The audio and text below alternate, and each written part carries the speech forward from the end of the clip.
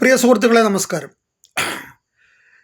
K Sudhakaran മത്സരിക്കത്തില്ല, party പറഞ്ഞാലേ ഞാൻ മത്സരിക്കത്തുള്ളൂ, സ്വതന്ത്രനായിട്ട് മത്സരിക്കാൻ ഞാൻ ആളല്ല, ഞാൻ പാർട്ടിക്ക് അധീനത്തിനാണ് എന്ന് ഇപ്പോൾ ഒരു 10 മിനിറ്റിന് മുമ്പ് അദ്ദേഹം ഡൽഹിയിൽ കാറിൽ യാത്ര ചെയ്യുമ്പോൾ പത്രക്കാർക്ക് കൊടുക്കുന്ന ഒരു ബൈറ്റിനകത്ത് കേൾക്കാനിടയായി.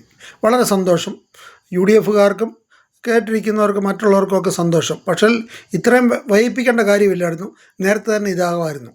എന്നിരുന്നാലും സുധാകരനെ വൈകി വന്നേലും വിവേകം നല്ല കാര്യമാണ്. കാര്യം കോൺഗ്രസ്സിനകത്ത് നിന്ന് കഴിഞ്ഞാൽ ഏത് പാർട്ടിയിലും, കോൺഗ്രസ്സിനകത്തില്ല, പാർട്ടിക്കൊപ്പം ഉണ്ടേലേ ആൾക്കാർ ഉള്ളൂ.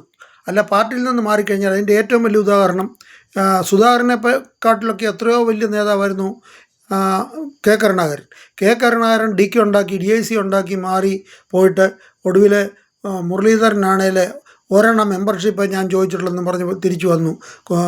കരുണാകരൻ തിരിച്ചു വരേണ്ടി വന്നു. അതുപോലെ അതിനു മുമ്പ് ആൻ്റണി കോൺഗ്രസ്സിൽ നിന്ന് പോയി വേറെ കോൺഗ്രസ് ഉണ്ടാക്കി.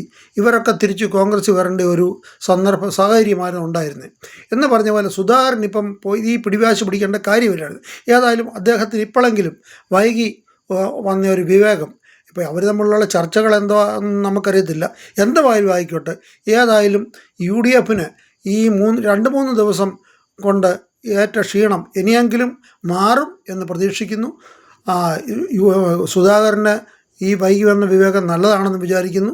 ഇനിയെങ്കിലും അദ്ദേഹം പറഞ്ഞിട്ടുണ്ട്, ഈ പത്രക്കാരും മറ്റുള്ളവരും ഒക്കെയാണ് പറഞ്ഞത് അദ്ദേഹം 15 25 മറ്റ് സ്ഥാനാർത്ഥികളെ നിർത്തും. പുള്ളി പറഞ്ഞു, എനിക്ക് ആൾക്കാരുണ്ട് എല്ലായിടത്തും, പക്ഷേ ഞാൻ പാർട്ടിക്കെതിരായിട്ട് അവരെ നിർത്താനൊന്നുമല്ല, അവരുടെ കമ്മിറ്റികളൊക്കെ ഉണ്ട്, അവർ പാർട്ടിക്ക് വേണ്ടി ബലപ്പെടുത്താനായിട്ടാണ് ഞാൻ അതിന് ശ്രമിക്കുന്നത് എന്നൊക്കെ അദ്ദേഹം പറഞ്ഞിട്ടുണ്ട്. ഓക്കെ, എന്തായാലും ഒരു ശുഭ സൂചന ഇപ്പോൾ UDFന് കിട്ടിയിരിക്കുകയാണ്.